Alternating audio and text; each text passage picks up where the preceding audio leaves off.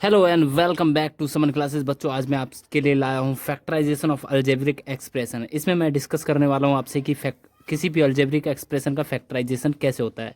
हालांकि सबसे पहले आपको जानने की ये ज़रूरत है कि आप किसी भी चीज़ का फैक्टराइजेशन होता क्या है। तो सबसे पहले हम बात करते हैं कि फैक्टराइजेशन क्या होता है। तो फैक्टराइजेशन आप हम एक एग्जाम्पल के मदद से समझ सकते हैं कि किसी भी चीज़ का फैक्टराइजेशन होता क्या है। तो जैसे कि आपका एक ले लिया है मैंने 6m² n² m³ ठीक है।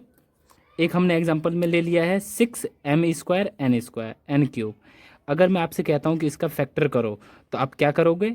6 × m × n × n × n मतलब कि इस चीज़ को हमें इसके मल्टीपल्स के फॉर्म में लिखना है। जैसे कि 6 है तो 6, यहाँ पे 2, m छुपा हुआ है, m⁻2 है तो m हो गया।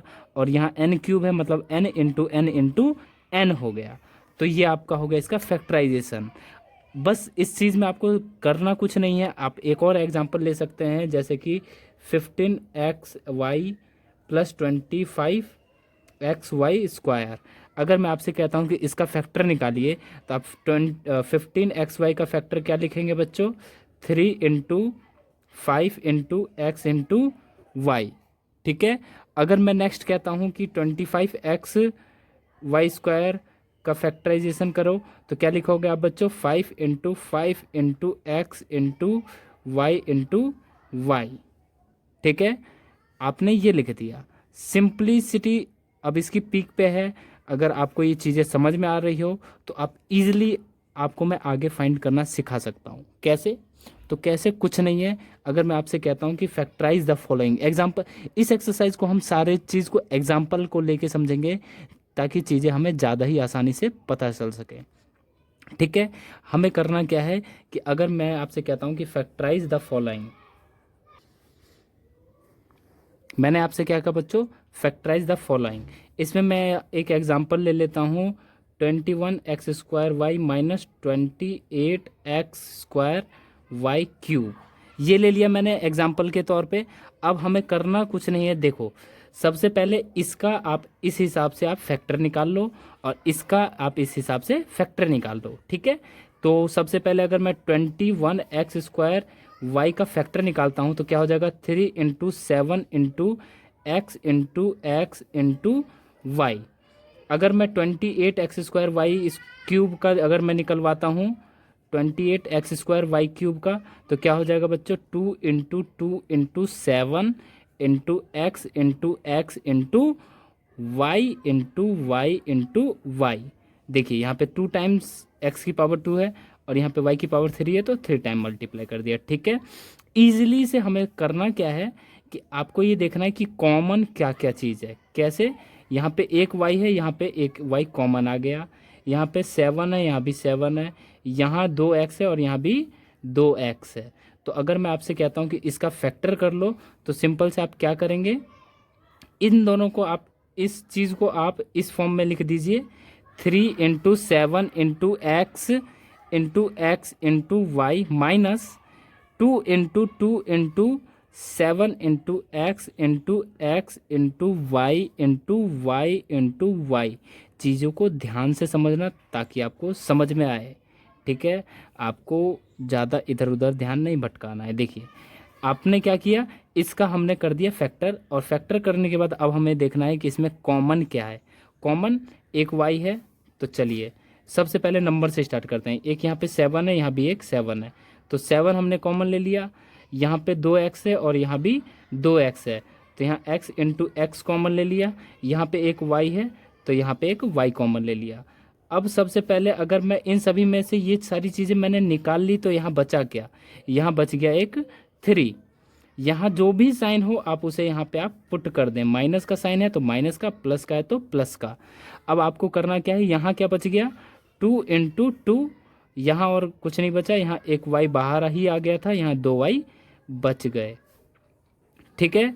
तो अब आपका क्या बच गया बच्चों? 7x² y 3 - 2 × 4 y²। ठीक है बच्चों, ईजिली तरीके से आप फाइंड कर सकते हैं। अगर मैं आपसे एक और एग्जांपल लेके कहूँ तो आप कैसे कर सकते हैं, देखिए 16xy minus 24x² y² minus 32xy²। देखिए आप इसे एक बड़े मेथड से आपने ऐसे फाइंड किया, और मैं इसी का एक सिंपल सोच, बस इसमें आपको थॉट प्रोसेस ज़्यादा रखना पड़ेगा। कैसे, देखिए 16, 24 और 32 इसमें से कॉमन क्या है, 16, 24 और 32 में कॉमन फैक्टर क्या है। कॉमन फैक्टर आपको देखिए 8 से ये भी 2 टाइम्स डिवाइड हो रहा है, 8 से ये 3 टाइम डिवाइड हो रहा है, 8 से ये 4 टाइम डिवाइड हो रहा है, तो तीनों में कॉमन है 8। ठीक है, यहाँ पे एक x है, यहाँ 2x है और यहाँ एक x है, तो सबसे ज़्यादा क्या कॉमन आ रहा है, x। यहाँ पे भी एक y है और दोनों में भी y कॉमन है। ठीक है, तो ये हमने कॉमन ले लिया। अगर मैं इसमें से इसे कॉमन ले लेता हूँ, क्या ले लेता हूँ कॉमन, 8xy, तो यहाँ क्या बच जाएगा 2। ठीक है, फिर साइन लगाएंगे हम माइनस का, बचेगा क्या यहाँ पे 3xy बचेगा, फिर यहाँ पे माइनस का साइन है तो माइनस का लगाएंगे। अब यहाँ से हमने 32 कॉमन ले लिया तो क्या बचेगा 4। अब यहाँ पे क्या बचेगा बच्चों, y। सिंपल, इस तरीके से भी आप फाइंड कर सकते हैं अगर आपको ये मेथड समझ में आ गया हो तो। ठीक है, अब आपका दूसरा काम ये है कि आपको फैक्टर तो करना ही है, लेकिन उसमें आपको फैक्टराइजेशन करना है हमें किस चीज़ को यूज़ करके, आइडेंटिटीज़ को। ठीक है, आइडेंटिटी, अगर आपको पहला वाला जो फॉर्मूला का हमने वीडियो बनाया है, अगर आपने उसे नहीं देखा है तो पहले आप उसे जाके देखें, आपको सारे फॉर्मूले एक एक करके क्लियर हो जाने वाले हैं। अब हम बढ़ते हैं फॉर्मूले के हिसाब से फैक्टराइज करने के लिए। अगर आपको मैं कहता हूँ कि फॉर्मूले बनाइए, तो सबसे पहले तो आपको फॉर्मूला एकदम याद होना चाहिए, जैसे a प्लस बी का whole square, a square plus B square plus 2ab, है ना। तो आपको ये दिख रहा होगा, मैं इसे अगर चाहूँ तो 2x का होल स्क्वायर लिख सकता हूँ, और इसे अगर चाहूँ तो 5y का होल स्क्वायर लिख सकता हूँ। बचेगा क्या, 2 इंटू 2x इंटू 5y। ठीक है बच्चों, ये अब आपका फॉर्मूला क्या बन गया, a square plus 2ab plus B square बन गया कि नहीं, बन गया ना। चलिए, अगर ये फॉर्मूला बन गया तो हम इसे लिख सकते हैं 2x प्लस 5y का होल स्क्वायर। अब यहाँ पे स्क्वायर है, इसका मतलब इसका मल्टीप्लाई 2 बार हो रहा है, तो आप क्या लिख देंगे 2x प्लस 5y, और यहाँ पे क्या लिख देंगे 2x प्लस 5y। ठीक है, ये चीज़ें समझ में आ गई आपको। अब हम नेक्स्ट क्वेश्चन की तरफ बढ़ते हैं, एक दूसरे फॉर्मूले को लेके, a माइनस बी का होल स्क्वायर अगर हम लेके चले तो चलिए 81 a स्क्वायर बी स्क्वायर हो गया, वाई स्क्वायर लिख दिया, चलिए वाई स्क्वायर ही लिख देते हैं हम, माइनस 180 ए वाई सी प्लस 100 सी स्क्वायर। अगर आपका ये है, आप इसे भी उसी फॉर्म में लाने की कोशिश कीजिए, तो आप इसे लिख सकते हैं कि 9ay का स्क्वायर। ठीक है, अब इसे आप लिख सकते हैं 10c का स्क्वायर, और इसे आप लिख सकते हैं 2 माइनस का 2 into 9ay into 10c। Yes और नो लिख सकते हैं। अब मैं क्यों लिखूं, इसका अगर रीज़न जानना है तो सबसे पहले आपको फॉर्मूले याद होने चाहिए। अगर आपको फॉर्मूले याद हैं इस चीज़ के, तो आप एकदम इजीली सोच सकते हैं कि ये मैंने ए स्क्वायर बनाया, यहाँ बी स्क्वायर बन गया, यहाँ माइनस का 2ab के फॉर्म में ले आया मैं इसे, ताकि ये क्या हो गया, फॉर्मूला बन गया। अब आप देख रहे होंगे कि 9ay माइनस 10c का ये होल स्क्वायर बन गया। यस और नो, अब ये बन गया फॉर्मूला, तो अब आप इसे, इसकी पावर है 2, तो आप लिख सकते हैं 9ay माइनस 10c का मल्टीप्लाई 9ay माइनस 10c।